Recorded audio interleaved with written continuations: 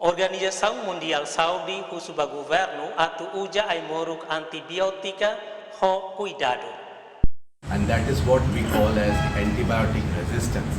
And to address the issue of antibiotic resistance, we of course create awareness for not unnecessarily prescribing the antibiotic.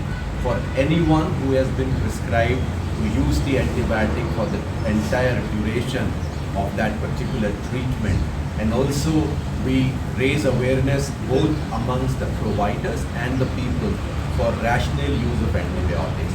That recommendation is with the government, is being shared with the Ministry of Health, and not only with the Ministry of Health, but along with our partnership with the Medical Association, with the Nursing Association, we convey these messages through them as well, and through all of you, our friends of media, to take this message to people for the right and the rational use of antibiotics. These are medicines which are for a purpose.